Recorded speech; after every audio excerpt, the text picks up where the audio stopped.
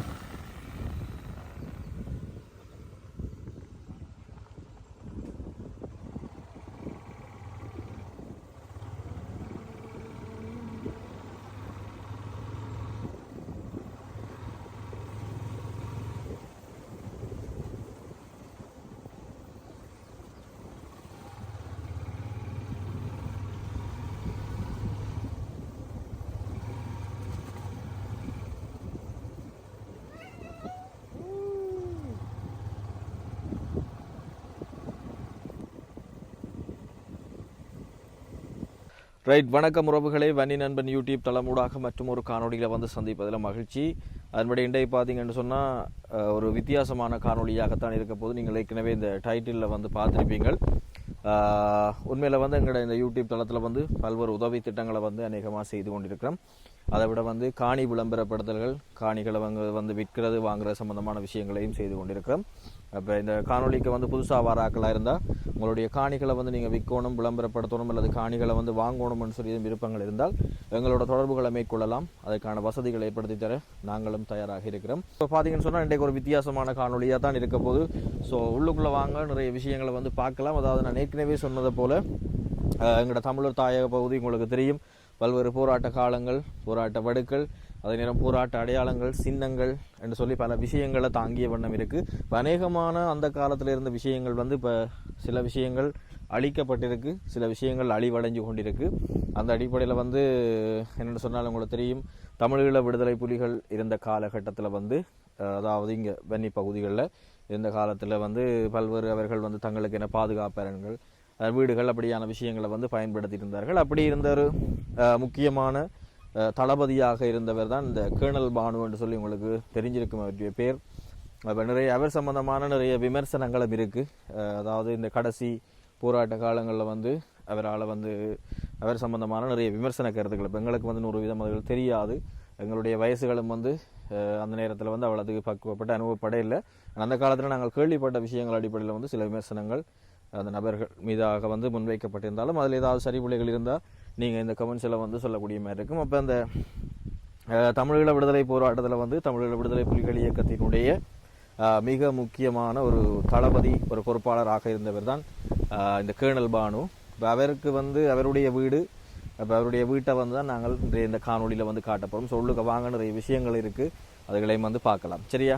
இப்போ இது வந்து என்னென்னு சொன்னால் இப்போ தொடர்ச்சியாக நாங்கள் இந்த உதவி திட்டங்கள் அதுகளை தாண்டி இப்படியான விஷயங்களையும் கொண்டு வரைக்க நிறைய புதுசாக எங்களுக்கு சப்ஸ்கிரைபர்ஸ் கிடைப்பாங்க, எங்களை ஃபாலோ பண்ணுறாக்களும் புதுசாக வருவாங்க. அப்போ அதுக்காகத்தான் இப்படியான விஷயங்களையும் சில விஷயங்களை வந்து கொண்டு வந்து அடையாளப்படுத்தி கொண்டிருக்கிறோம். இப்போ புதுசாக எங்களோட சேனலுக்கு வாரீங்கன்னு சொன்னால் மறக்காமல் சப்ஸ்கிரைப் பண்ணுங்கள், அதை என்னையும் மோட்டிவேட் பண்ணுறதா இருக்கும். ஸோ வாங்க நிறைய நேரம் இழுக்காமல் உள்ளுக்குள்ள போய் பார்ப்போம். சரியா? ஓகே,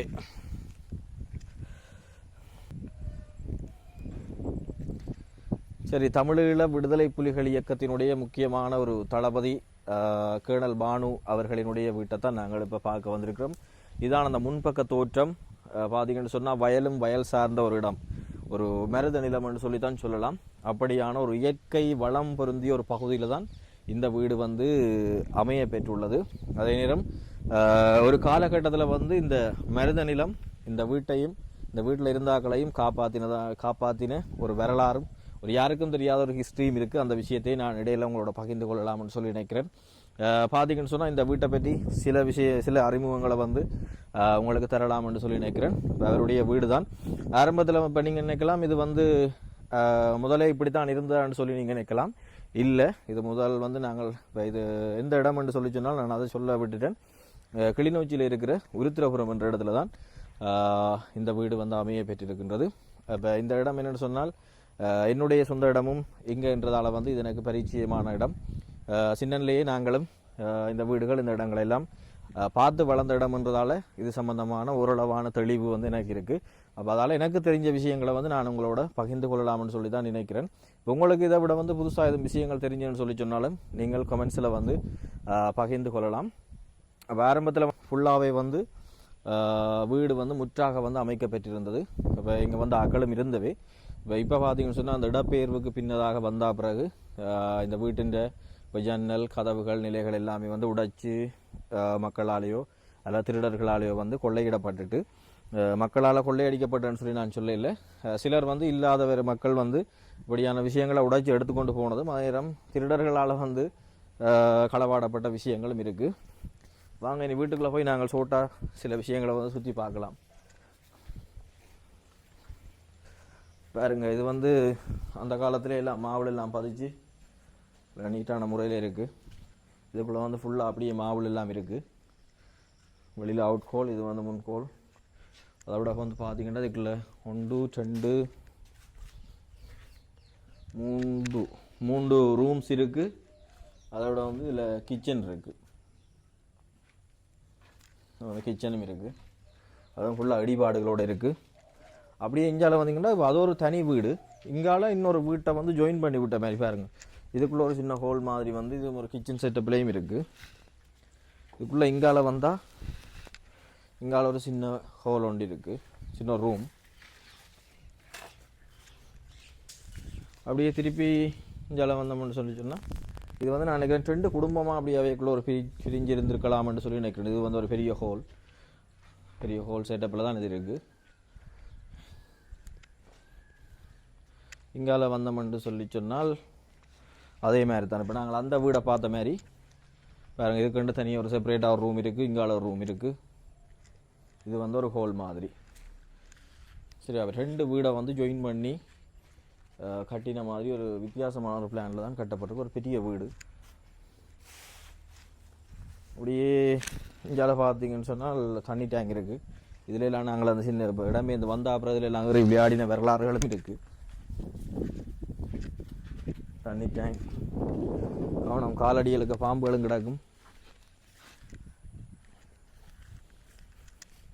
நல்ல கிணறு வசதியும் இருக்குது, நல்ல தண்ணி.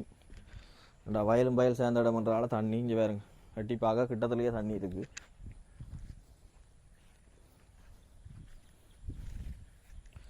இது அப்படியே வீட்டின் பின்பக்கம். இந்த பின்பக்கத்தின் நீளத்தை பாருங்க, இவ்வளோ பெரிய வீடுன்ட்டு உங்களுக்கு தெரியும். சுற்றி வேற வயல் தான். அந்த சுற்றி வேற வயலுக்கு நடுவில் தான் இந்த வீடு வந்து அமைஞ்சிருக்கு. பின்பக்கத்தையும் பார்த்தீங்கன்னு சொன்னால் இங்காலையும் வயல் தான். டாய்லெட்டை பாருங்க, சின்னனா ஒரு டாய்லெட் இருக்குது. இதை வந்து வெளியில் தான் கட்டியிருக்கணும். அந்த காலத்தில் வந்து அந்த நாங்கள் சேர்த்து டாய்லெட்டை வந்து அந்த கட்டுற இது வந்து குறைவு. அநேகமான ஆக்கள் இங்கே எல்லாமே வெளியில் தான் செப்பரேட்டாக தான் கட்டியிருந்தேன். இப்போ அதே சிஸ்டத்தோடு தான் இதுவும் இருக்குது. இது நான் நினைக்கிறேன் ஒரு கார்கள் வாகனங்கள் பார்க் பண்ணக்கூடிய மாதிரி ஒரு இடம் மாதிரி தான் எனக்குண்டா இருக்குது. இப்போ என் பர்சனல் வாகனங்கள் எதுவும் பார்க் பண்ணக்கூடிய மாதிரி அப்படி ஒரு சிஸ்டத்தில் கட்டியிருப்பின மாதிரி இல்லை. இப்படியே நாங்கள் மேலே ஏறலாம்னு சொல்லி நினைக்கிறோம். பாருங்க, மேல் மாடி செட்டப்பும் இருக்குது.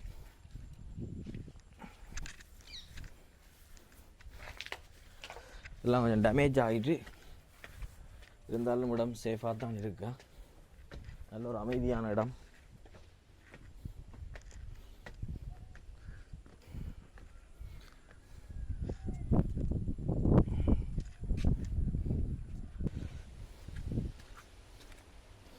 பாருங்க, வீட்டுக்கு மேலேயும் 2-3 ரூம்ஸ் வந்து இருக்குது. இப்போ மேலே அங்கே ஃபுல்லாக கட்டுப்படையில். ஆனால் இங்கே 1 2 3 ரூம்ஸ் இருக்குது இதுக்குள்ளே.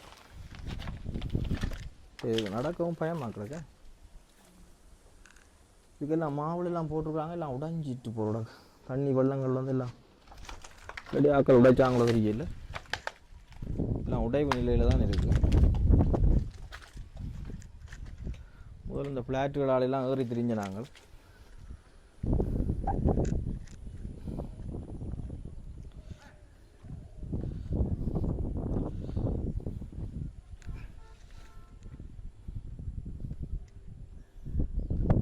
சரியா கீழே நின்று ஒரு ஃபோட்டோ இது எப்படி இருக்கட்டும். சரி, நாங்கள் இப்போ இறங்கி இப்போ மேலே எல்லா இடமும் இதில் உங்களுக்கு காட்டிட்டோம். இப்போ இதாலயம் ஏறுவோமா? இதாலயம் ஏறி உங்களுக்கு காட்டலாம்னு சொல்லி தான் நினைக்கிறேன். ரைட், இந்த ஃப்ளாட் ஆலையெல்லாம் முதல்ல ஏறி தெரிஞ்சு நாங்கள் கொஞ்சம் ஏற பயமாக கிடக்க எல்லாம் உக்கி இருக்குமோன்னு தெரியல.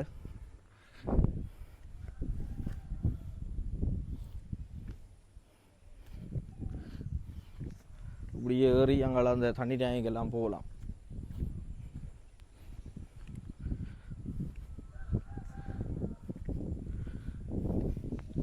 பாருங்க, தண்ணி டேங்குக்கும் வந்துட்டேன்.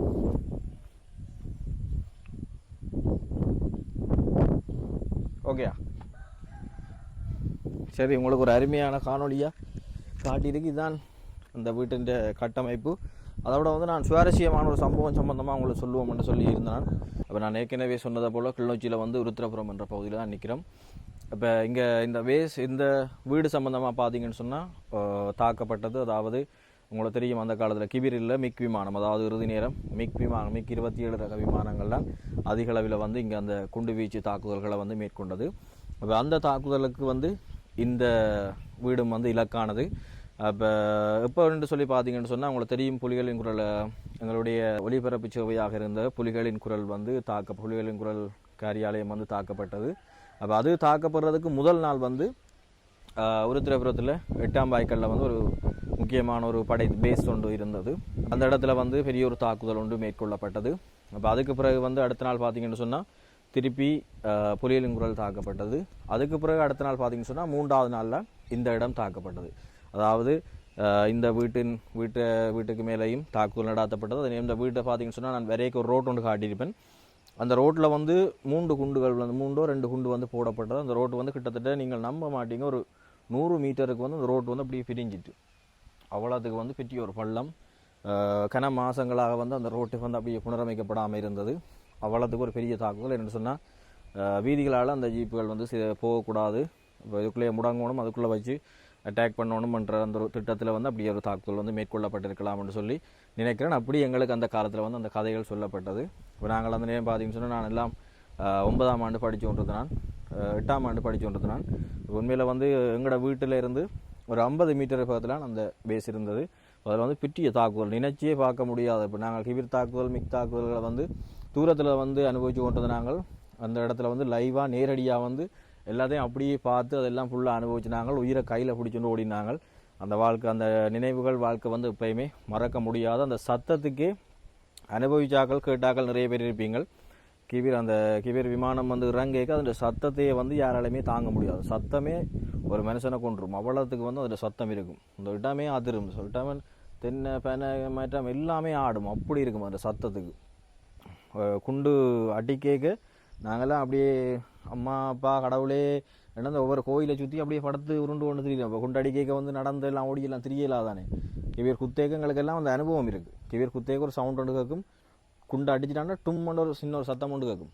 அதுக்குள்ளே அது அடித்து அடுத்த ஒரு கொஞ்சம் செகண்டில் வந்து வெட்டிச்சு சிதறி எல்லாம் பறக்க வலிக்கிட்டோம். அதிலே வந்து 2 சொட்டு இருக்குண்டு 2 சொட்டு அடிப்பாங்க. அந்த ஒன்று வந்து டிலேன்னு சொல்லி குண்டை போட்டோன்னே கீழே வந்து விழுந்து வெடிக்கும். மற்றது வந்து யார் சொட்டுன்னு சொல்கிறது, அது குண்டு போட்டோன்னே மேலேயே வெடிக்கும். அந்த யார் சொட்டுன்றது வந்து சரியான டேஞ்சராக இருக்கும். இந்த கீழே விழுந்து வெடிக்கிற அந்த சன்னம் எல்லாம் வந்து இப்படி பறக்கும். மேலே யார் சொட்டில் அடிக்கிறதெல்லாம் இப்படி தான் படுத்தாலும் அதுங்களை தாக்கும். கிபீர் குண்டுன்னு அந்த பீஸ் அடித்தா சரி ஆக்கள் துண்டு தான். அப்படியான அது என்ன சொல்லிக்கே அந்த விஷயங்கள் எனக்கு ஒரு மனம் ஒரு படப்படுத்ததன் மாதிரி அப்படி இருக்குது. அப்படியான ஒரு நினைவு. இப்போ நானெல்லாம் அந்த நிகழ்வு நடந்த பிறகு நிறைய நாள் காய்ச்சல் இருந்தேன். கோயிலுக்குள்ளான்னு போய் இடம் இதெல்லாம் இருந்து நாங்கள் கொஞ்ச நாள் பள்ளிக்கூடம் போகாமல் அப்படி அந்த அவ்வளோ பயம் அப்படியான ஒரு நிலைமை. ஏன்டா கொஞ்சம் 8ஆம் ஆண்டு படிக்கிறேன்னு சொன்னால் யோசிச்சு பாருங்க. அப்படியான ஒரு நிலைமை. சரி, நான் ஏதோ கதைகள் சொல்ல வந்து என்னுடைய சொந்த கதைகளையும் சொல்லி கொண்டிருந்தேன். அப்போ சில விஷயங்கள் அதில் கேட்க உங்களுக்கு வந்து உண்மைத்தன்மைகள் விளங்கும். அதுக்காக தான் இந்த விஷயங்களை சொன்னேன் நான். அப்போ அப்படி இருக்க வந்து இந்த மருத நிலம் உண்மையாக இந்த வீட்டை காப்பாற்றினு சொல்லி நான் ஏற்கனவே உங்களுக்கு சொன்னது போல் காரணம் என்னென்னு சொல்லி சொன்னால், இப்போ இதுக்குள்ளே பார்த்தீங்கன்னா அங்கெல்லாம் வயல் நிலங்கள்லாம். இப்போ இதுக்கு இந்த வீட்டுக்கு மேலே தாக்கப்பட்ட அந்த குண்டுகளில் வந்து நான் நினைக்கிறேன் 2-3 குண்டுகள் வந்து சில குண்டுகள் விழுந்து வெடித்தது. இப்போ வீட்டுக்கு மேலேன்னு சொல்லி அப்படி கொண்டு ஒன்றும் விளையில பக்கத்தில் விழுந்து வெடித்தது. அதேமாதிரி மெயினாக இந்த இதுக்குள்ளே எல்லாம் 2-3 குண்டுகள் வந்து வெடிக்கல. என்னென்னு சொன்னால் வயல் நிலம்ன்றதால குண்டு வந்து விழுந்து அந்த குண்டை அப்படியே விழுந்து அந்த வெடிக்காமல் செயலிழந்துட்டு அந்த சேகத்துக்குள்ளே புதஞ்சு அப்படி செயலிழந்துட்டு அப்புறம் அந்த குண்டுகளை வந்து செயலிழக்க வச்சு அதை எடுத்துக்கொண்டு போனதான்னு சொல்லி எங்களுக்கு பல கதைகள் வந்தது. அப்போ அந்த மருத நிலம் இந்த வீட்டை வந்து காப்பாற்றினதில் ஒரு செல்வாக்கு செலுத்தி இருக்கின்றதான் அந்த ஒரு சுவாரஸ்யமான சம்பவம். இப்படியான சில வரலாறுகளை கொண்ட இடம் என்றதால் வந்து இந்த விஷயத்தை வந்து உங்களோட காட்டி இப்போ நான் வீட்டை வந்து நிற்க ஒரு ஃப்ரீயாக நின்றதால் வந்து இந்த விஷயத்தை காட்டி உங்களோட பகிர்ந்து கொள்ளலாம்னு சொல்லி தான் இந்த காணொலியை போட்டு நான். அப்போ இதை மாதிரி வித்தியாசமான கண்டென்ட்டுகள் உங்களுக்கு அதை பார்க்கக்கூடிய மாதிரி இருக்குது தேவைன்னு சொல்லி சொன்னால் நீங்கள் அதில் உங்களோட கருத்துக்களை கமெண்ட்ஸுகளை வந்து தெரிவிக்கலாம். இப்படி வித்தியாசமான விஷயங்களை தேடி போய் நானும் அதில் எடுத்து போட தயாராக இருக்கிறேன். உண்மையாக எங்களோட தமிழ் தேசியம் தமிழர் தாயகம் சார்ந்த விஷயங்களை வந்து பார்க்குறதுல அதிகம் புலம்பெயர்ந்து வாழக்கூடிய உறவுகளுக்கு வந்து ஒரு ஆர்வம் இருக்குது. அதுக்காகத்தான் இப்படியான விஷயங்களை வந்து உங்களுக்கும் நான் அதோட பகிர்ந்து கொள்ளணுன்றதுக்காக எனக்கு தெரிஞ்ச சில விஷயங்களை வந்து உங்களோட பகிர்ந்து கொண்டுறான். அதை விட வந்து கேர்னல் பானுவண்ணா தொடர்பில் வந்து பல விமர்சனங்கள் சில நேரங்கள் சிலர்களால் வந்து சொல்லப்பட்டு கொண்டிருக்கு. துரோகம் அழைச்சது காட்டி கொடுத்து அப்படின்னு சொல்லி சில இதுகள் சொல்கிறோம். அது சம்பந்தமாக எனக்கு என்னுடைய அறிவின் அடிப்படையில் வந்து எனக்கு எதுவுமே தெரியாது. நாங்கள் எதுவும் 100% தெரிஞ்சு தான் யாரையுமே விமர்சிக்கலாம். அந்த அடிப்படையில் வந்து எனக்கு எதுவும் தெரியாது. அப்படி ஏதாவது சம்பவங்கள் அதுகள் உண்மையாக பொய்யான்ற சம்பந்தமாக எனக்கும் தெரியாது. உங்களுக்கு யாராவது தெரிஞ்சால் அதுகளை நீங்கள் கமெண்ட்ஸில் சொல்லலாம். மிக முக்கியமான விஷயம், இதுவரைக்கும் இந்த காணொலியை நீங்கள் பார்த்து கொண்டிருக்கிறீங்கன்னு சொன்னால், இதுவரைக்கும் சப்ஸ்கிரைப் பண்ணாமல் இருக்கிறீங்கன்னு சொன்னால் மறக்காமல் சப்ஸ்கிரைப் பண்ணி உங்களுடைய ஆதரவுகளை தாருங்கள். மற்றும் ஒரு காணொலியில் சந்திப்போம். உங்களுடைய கருத்துக்களை தான் நான் அதிகம் எதிர்பார்த்து கொண்டிருக்கிறேன். சரியா? யாராவது கருத்துக்களை உங்களோட அன்புகளை ஆதரவுகளையும் வழங்கலாம். ஓகே, மற்றும் ஒரு காணொலியில் வந்து சந்திப்போம். தற்போது உங்களிடம் இந்த விடை பெற்றுக் கொள்ளும் நான் என்றும் உங்கள் அன்புடன் வன்னி நண்பன். நன்றி, வணக்கம் உறவுகளை.